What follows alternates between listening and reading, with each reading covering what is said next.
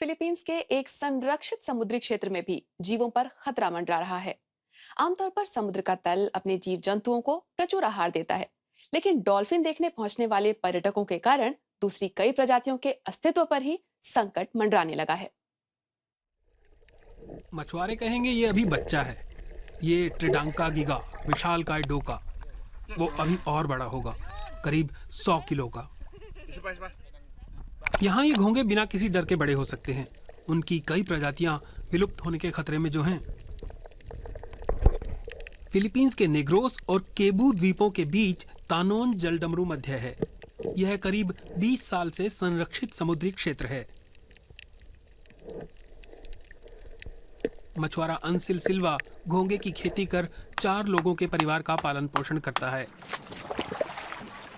उसे खुशी है कि पानी साफ है।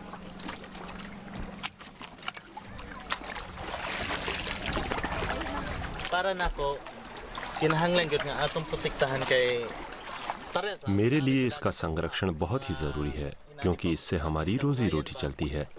इसीलिए इसकी गारंटी करना जरूरी है कि हमारे कोरल नष्ट न हो।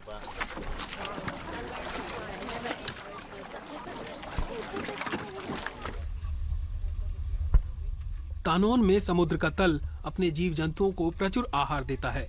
घोंघों को भी 160 किलोमीटर के समुद्री रास्ते से होकर व्हेल और डॉल्फिन मछलियां भी गुजरती हैं, खासकर गर्मियों की शुरुआत में। इस बार तो 14 प्रजातियों को देखा गया। उन्हें बचाने के लिए धन चाहिए, बहुत सारा। उसे इकट्ठा करना अनाबेल प्लांटिला का काम है। वह बायोफिन संगठन के लिए काम करती हैं, जो सरकारों की पर्यावरण सुरक्षा के लिए धन जुगाड़ करने में मदद करती है। हर किसी को जैव विविधता के संरक्षण में शामिल होना चाहिए। हमने सरकारी बजट को देखा तो पाया कि उसमें पर्यावरण संरक्षण की बहुत सारी संभावनाएं हैं। सरकारी एजेंसियां आपस में और ज्यादा सहयोग कर पाएंगी। मसलन अधिक रेंजरों की भर्ती के लिए धन चाहिए।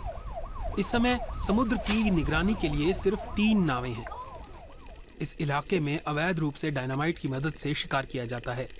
समुद्र तल में कोई जीव बाकी नहीं बचता।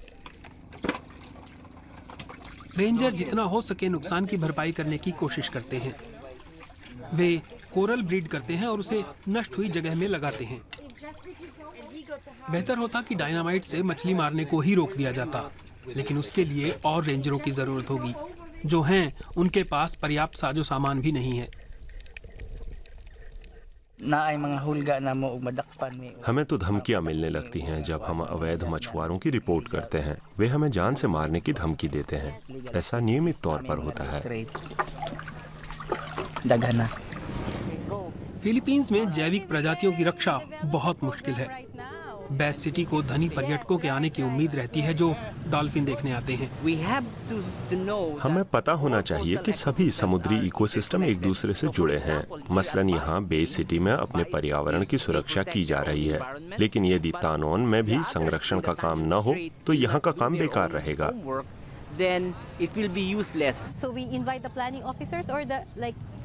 सबसे बड़ी समस्या जटिल संरचनाओं की है। तानोन समुद्र पर 40 से ज्यादा जिले हैं और शहर भी हैं। संरक्षण क्षेत्र की प्रबंध समिति में 400 से ज्यादा सदस्य हैं। कुछ किलोमीटर दूर समुद्र तट के दूसरे हिस्से में समुद्री घास उगाई जाती है। इसे सुखाकर बेचा जाता है। इसका प्रिजर्वेटिव के रूप में इस्तेमाल होता है। ओकियोट गांव के निवासियों ने घास उपजाने के लिए एक सहकारी संस्था बना ली है।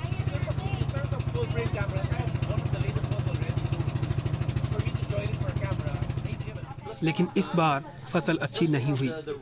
किसानों का कहना है कि बहुत गर्मी थी।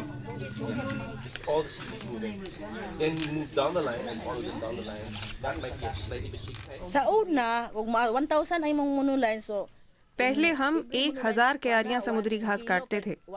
अगर हर क्यारी से 1 किलो मिले तो 1000 किलो समुद्री घास। किलो के 75 सेंट के हिसाब से इससे 750 यूरो की आमदनी हुई। अब सिर्फ आधी कमाई ही हो पाती है और ये काफी नहीं है।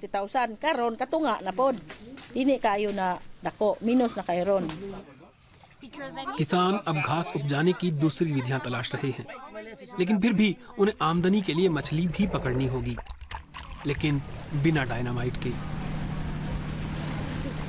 डॉल्फिन कमाई का एक आकर्षक जरिया हो सकती हैं। बेस्ट सिटी प्रशासन सैलानियों के टूर से होने वाली आमदनी का एक हिस्सा लेना चाहता है। यह भी पूरे इलाके के लिए एक मॉडल होगा। दूसरी ओर टूर ऑपरेटर्स को मछलियों से दूरी बनाकर रखनी होगी